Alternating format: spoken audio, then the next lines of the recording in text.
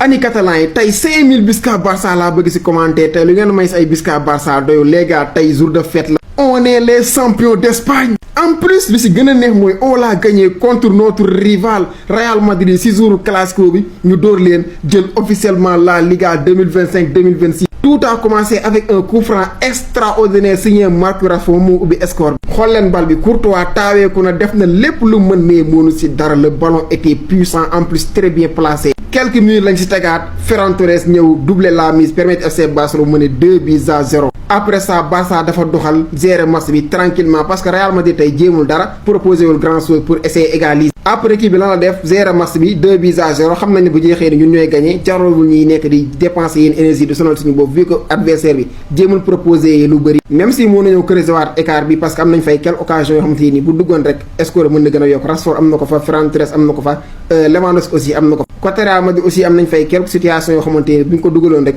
mën nañoo teg problème FC Barcelone mais mënuñu koo dugal donc au final match bi nii la jeexee 2-0 pour le FC Barcelone ce qui signifie que le FC Barcelone est officiellement champion d'Espagne instant bi Barça rawee Real Madrid 14 points d'avance alors que 3 journées rek moo si des championnat bi jeex malgré victoire bi neex na trop mais tey mauvaise nouvelle lañ yeewaale parce que Pape Hansi Flick moo décédé nekk vraiment une triste nouvelle moo tax avant match ngeen gis ñu def une minute de silence pour rendre compte donc bravo à l'équipe merci beaucoup si trophée champion d'Espagne bi merci beaucoup Bisca Barça Bisca Catalunya. am na looy xeeñ de publicité bi non day continuer en fait li ma gisagun nii non si day continuer neexul ba neexul nag am na benn milieu de terrain Real bu nekk si milieu de terrain bi tey dafa gis jinneem affaire moo defal retour moo tax classico yi jàll yëpp man amoon problème de mais sama problème ba seul problème laa amoon muy jinne bi daan jinne kooku noonu xam naa da ngeen ko xam comprendre ngeen ko li mu perte si bal bëri na trop si premier mi-temps bi 9e minute Rashford ibbi na score bi avec magnifique coup franc mais Rashford dafa waye di mais mënoon la laal un doublé wala un triplé léegi dafa téyul xoolal beneen action bi nga xam si am na ko mais dernière occasion bi nga xam si ne am na ko mais Rash mitale passé bal bi en fait c'est simple ki nga xam si mënu jox film dañu rek laal bal bi mu dugg en fait mais Rash li mooy lan Ferran Torres en fait ah non Ferran Torres bëgg naa ko non sérieusement bëgg naa ko FC Barcelone ak ki nga xam ne mënu jox Real Madrid 2-0 premier mi-temps FC Barcelone si sax am na match nul day doon officiellement li nga xam si mënu jox champion d'Espagne campione mooy xëy tey incha allah rabbi ci deuxième mi-temps. sama gars yi Barça ngeen di supporter quoi bu romb vidéo bi ni te ñoo bind Bisca Barça ci commentaire yi gars yi Barça réalisé na le back to back en Liga après bu mu gagné Real Madrid 2-0 te aussi gars yi ma xamal leen benn affaire si 7 derniers classico yi nga xam ne Barça réalisé nañ ko Barça gagné na Real Madrid 6 fois Real Madrid benn yoon la ko si gagné te aussi gars yi ma xamal leen benn affaire Barça jël na championnat Espagne deux fois consécutif les gars te ren jii nii Barça jël na 2 coupes bu mu jëlee lii nii di super coupe d'Espagne ak la Liga tey te si 18 derniers championnat Espagne 18 dernière saison yi gars yi Barça jël na championnat Espagne 11 fois bii nii nag mooy 29e titre gars yi Barça bi nga xam ne jël nag si championnat Espagne gars yi 29e fois Barça di jël championnat d'Espagne mais aussi gars yi Barça ak Real actuellement ne tolloo nañ si nombre de victoire ci classico Barça 106 victoire Real Madrid 106 victoire ñu match nul 52 fois depuis bu ñu créé le classico ba léegi donc gars yi Barça defiti na mëninam jël na championnat Espagne ñaari yoon la ko teglee jël ko daaw jël ko ren te aussi gars yi ma xamal leen benn affaire gars yi depuis 60 ans Barça musul gagné Real Madrid ba pare jël classico bi gars yi toog na 60 ans yi xam ne musul def loolu kon ren la ko defaat donc mi ngi noonu gars yi te aussi ma xamal leen benn affaire am na li nga xam ne xamul leen ko woon mooy Lamine Yamal booy bi nii 18 ans kasalam te jël na 3 championnats d'Espagne donc bu fekkee Barça ngay suivre ñëwul si commentaire nga bind Visca Barça. Vraiment y a pas mieux que d'être supporter du FC Barcelone.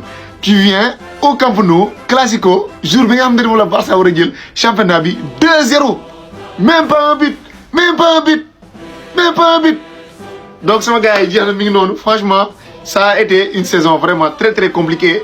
Le FC Barcelone est champion d'Espagne grâce à un incroyable coup franc de Rashford donte match bi moo ko yàq mais il a marqué un coup franc magnifique dañ ko koy nangul un but extraordinaire de Ferran Torres. Non franchement c'était un match incroyable sama gars yi mi ngi noonu non franchement tey da ngay seetaan match bi xam ni carrément Barça dañoo mel ni ab équipe bu xale lañ doon footballal.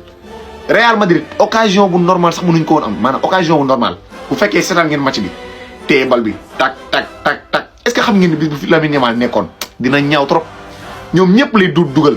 Félicitations à tous les Catalans mën naa ni sax championnat bi jeex na donte des na 2 journées mais championnat bi jeex na sama gars yi ñun ñëpp ñoo xeex depuis le début jusqu'à la fin donc franchement défaite yi metti woon na victoire yi neexoon na match nul aussi mi ngi noonu mais yàlla dogal na on est champion d'Espagne franchement di santat yàlla bu baax a baax di wax alhamdulilahi rabbil alamin yeneen saison incha allah rabbi ñooy daax bu soobee suñu borom félicitations à tous les Catalans en tout cas c'est une très très belle victoire de la part du FC Barcelone de passage damay dédicacer vidéo bi Tamsir sama koñ la dëkk Mbour Darou Salam c'est un des plus grands fans de FC Barcelone franchement victoire bi yow yaa ko moom parce que sama grand bu baax la macha allah ba pare bëgg FC Barcelone képp ku bëgg FC Barcelone rek vidéo bi may naa la ko parce que yéen ñëpp champion d'Espagne ngeen vous êtes tous des champions d'Espagne félicitations à nous tous félicitations à moi félicitations à Nanu Catalan félicitations à tous les Catalans képp koo xam ne yaa ngi bëggee Barça rek xamal ni félicité naa la.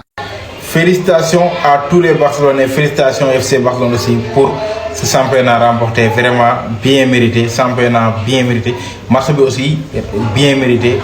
Le meilleur équipe a gagné ce match, le meilleur équipe a remporté le championnat. Vraiment rien à dire. C'était un match qui était à sens unique. Il n'y avait rien à dire. Barça a dominé le match. 10 tirs, 7 cadrés contre 8 tirs, un seul cadré. Une domination, c'était carrément large. Mais voilà, rien à dire d'autre, rien que de vous féliciter. Pour le match de débriefé, c'était un match de Barça a dominé, Real Madrid n'a pas existé comme d'habitude. Et on peut, nous pouvons en fait dans le match, voilà, actuellement, en Real, avec la saison vraiment, c'est catastrophique. Mais Barça, félicitations encore, bien mérité la victoire et bien mérité aussi le titre. Vraiment, vous avez fait une campagne en championnat extraordinaire et rien à dire. Champion très mérité. Champion très mérité. Félicitations à vous. Nos félicitations, et un très grand félicitations de Dial. Ça a été très mérité. Du début jusqu'à la fin. Vous avez été très discipliné. Dans le jeu comme en dehors du jeu. Voilà. Donc rien à dire. Félicitations FC Barcelone. Sous tous les plans. Sous tous les plans footballistiques. Félicitations FC Barcelone. C'est officiel, FC Barcelone est champion de la Liga 2025-2026. Et c'est totalement mérité après avoir battu le Real Madrid 1-0. C'est difficile, hein? Mais bon, on gère. On n'a qu'à dire félicitations parce que FC Barcelone mérite les félicitations. Ils ont été meilleurs toute la saison. Saison bien, ils ont été meilleurs. Donc voilà. Et voilà, c'est officiel aussi. Du courage à tous les Madridistas. 0 titles, 0 titres. Année blanche encore une deuxième fois. Donc voilà, match bitaille, il fallait que nous perdions parce que Barça a eu un match. Nous avons discipliné dans le jeu. Voilà, sur tous les duels, nous avons eu et voilà, donc c'est normal que nous gagnions. Donc, oui, non, tout ce qu'on a à dire, moi, félicitations à FC Barcelone. Le match, je pense que ils ont été les meilleurs. Point final. Donc, félicitations à vous les Catalans. Enfin, sama gars, le Barça est champion d'Espagne. Incroyable. Voilà, gars, maintenant, c'est mon record. Desuma si champion d'Espagne que c'est. Champion d'Espagne que c'est. Taxuma djug les gars. Dafa am record bu ma wara battre les gars. Voilà, et ça ñu ngi ak 91 points. Des nañu 4 matchs si je ne me trompe pas. Dama wara battre record 100 et quelques points. Inshallah, té dama koy def. Manam Real Madrid man du won ko xone daf may téye. Match Barça Real comme ku yisel ak Celta Vigo wala Real Betis la ko jappé jamono bi wallahi asim. Def ma pression xamna dama koy duma. Camp Nou xam nga du fa am dara machallah ñafaane naa ko ñafaane yu metti coup franc Rashford Barça depuis 2012 Lionel Messi duguluñu coup franc vers Real Madrid ci histoire classico incroyable Rashford ñëw tey mayaat ñu ko machallah voilà gis ngeen Vini d'Or tey ak balu place bi xam nga machallah mu génnee 15 Ligue des Champions yi comme ni ko ay fans waa Real di defee maanaam 15 Ligue des Champions yi seen deret la nekk maanaam ku si mer wala ku xamul foo jëm rek 15 Ligue des Champions ngay wax te àdduna xam ne ñu jëlee 15 Ligue des Champions bettul kenn may nañ leen loolu. voilà les gars ñoo ko fa am champion d'Espagne bon comme Real Madrid dafay année blanche waat ñaari at jëloo trophée ci tàkkul Real Madrid 2 ans incroyable sama gars yi quelle fierté ñoo ko fa am. Félicitations FC Barcelone. Bon gars, le Barça est officiellement champion encore une fois de la Liga pour la deuxième fois consécutive. Aujourd'hui, après sa victoire contre le Real Madrid, le Barça est champion. Vraiment rien à dire à part félicitations. Championnat c'est mérité car Barça, ils ont été collectifs. En plus, ils sont soudés. Ils sont collectifs, ils sont soudés. Malgré que c'est une défense qui est encaissée, mais heureusement, c'est une attaque qui est double. Barça cette saison, c'est comme la saison passée. Avec Hans Flick, vraiment grand coach là.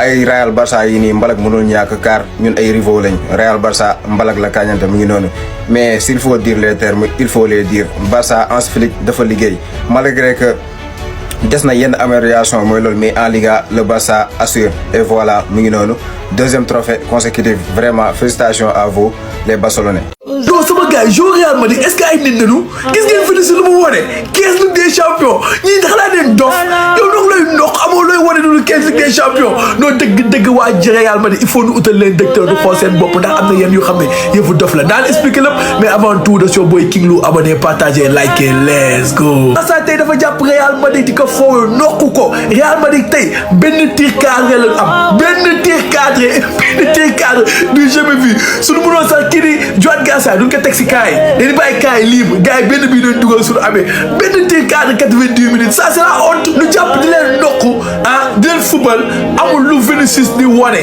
ni les supporters Barcelone ñun am nañu 15 Ligue des champions mais dëgg-dëgg lii na nar ibbi seen bopp xool ndax yéen vous êtes ça va xool ndax ça va lu ñu wax ngeen 15 Ligue des champions ñu nokku leen 15 Ligue des champions ngeen année blanche 15 Ligue des champions dafa leen fi dara Vinicius tey tous nga deful 5,8 nga am comme point comme note nga di woon ay 15 Ligue des champions on s'en fout de 15 Ligue des champions yow doo nekk nit yow du nokku la dafa fi dara kenn xamul lu nga football en tant que capitaine amoo looy montré du 15 Ligue des champions loolu lii non dëgg ñii la danga xool seen bopp Barça nag tey il a écrit l'histoire lu xam ne mosul am si histoire di classico nga jël championnat bi jour classico bi jàpp sa best rival sa number one rival nga jàpp ko nokk ko 2-0 ba pay jël championnat bi yàlla nu jik yàlla année bii di ñëw nu def beaucoup plus das was your boy King Lou abonné partagé like let's go.